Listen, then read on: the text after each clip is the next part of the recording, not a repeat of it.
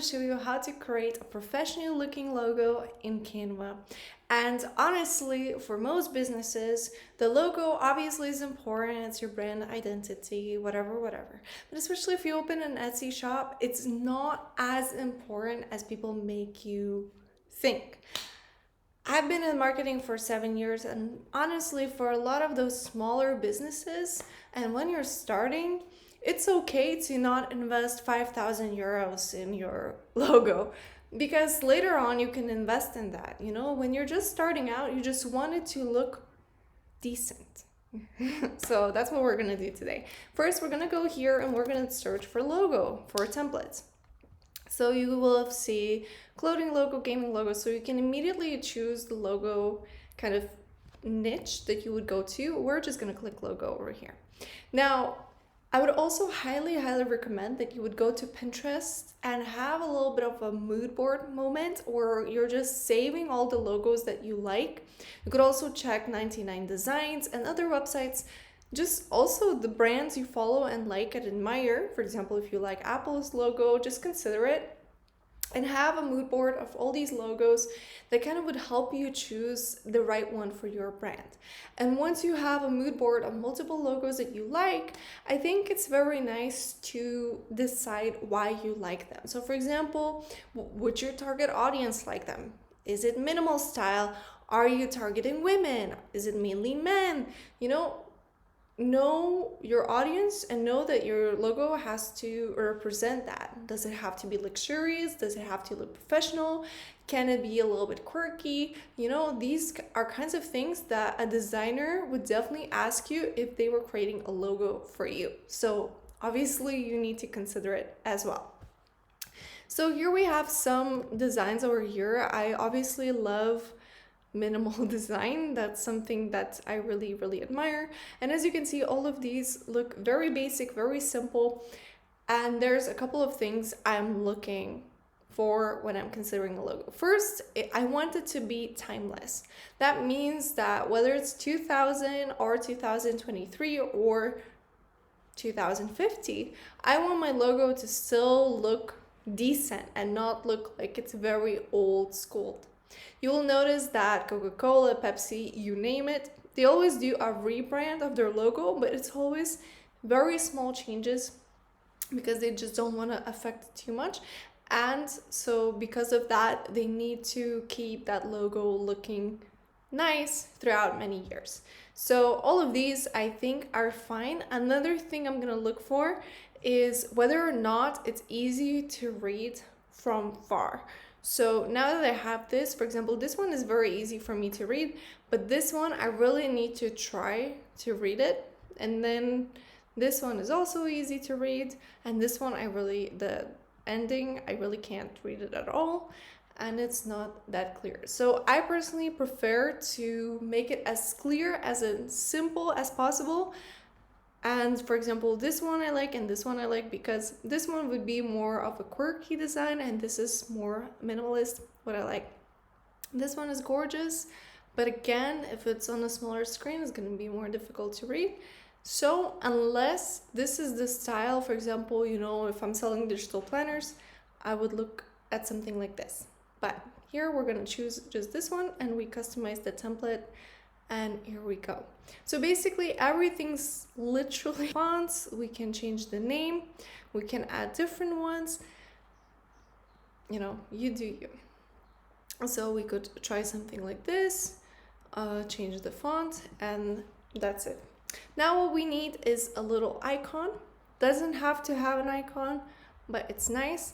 And you can find them in elements. So if I type in, for example, heart, I'll find all these graphics that are hearts, and basically I can just add it here and my logo is done.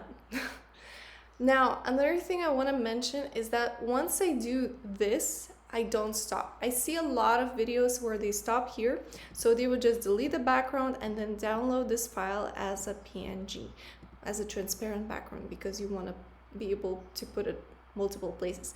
If you don't have Canva Pro, you can't do that. So then you just choose the background you need for that specific place and download the file like this. Very easy. Now, one thing I want to mention that, as I said, not many people do, is that as soon as I finish my first design, I'm gonna duplicate it and I'm gonna try multiple things. I'm gonna change things up. So maybe instead of this, I'm gonna use a different kind of graphic.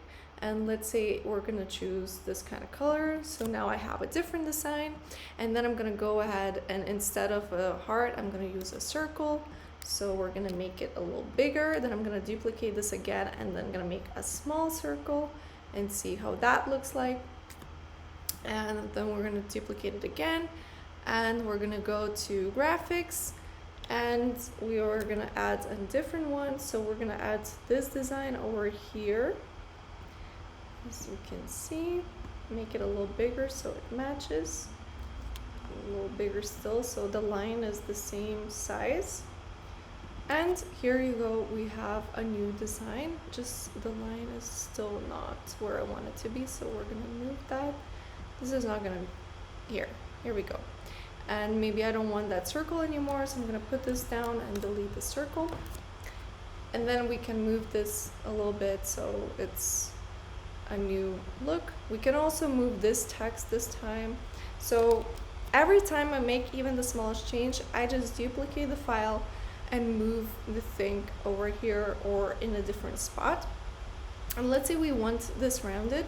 What we can do is we can go to effects and we can go to curve, and we're gonna go to the other side and just curve it to the right spot.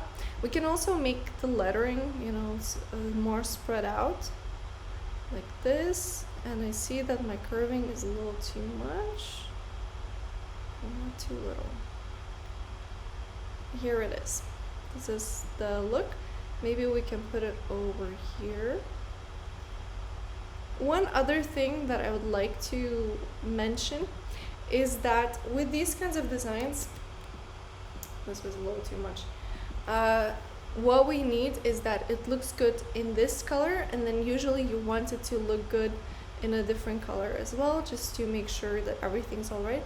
And before I do it, first I do it black and white usually, and then after that I'm gonna play with other colors if I want to add some elements.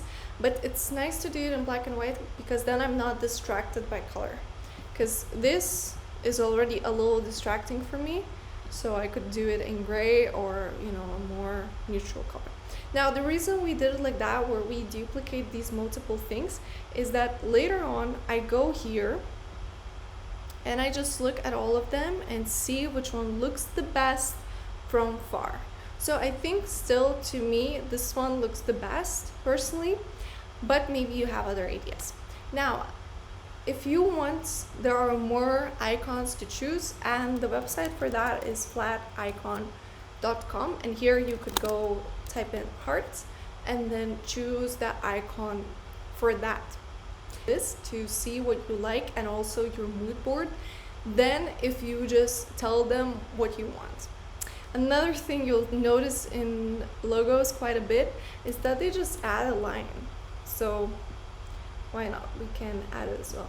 Now, I like to keep it as simple as possible, as little, you know, fewer elements actually make it easier for you to control the logo so that, you know, it looks better. So I usually just look at things if I want to remove anything and things like that. We can also flip this image, see if that looks better. So for example, I'm going to copy this and then flip the image and see if I like the heart more like this. Maybe I can move it like that, and then I can again look at it from far and see if it floats better. I think this one looks better. I feel like the shapes kind of create the S curve, which actually the S curve is one of the eye-pleasing shapes for you to see. I hope this video was helpful. If you have any questions, if there's something that you would want to see in your logo that you don't know how to do in Canva, just let me know in the comments, and see you next time. Bye.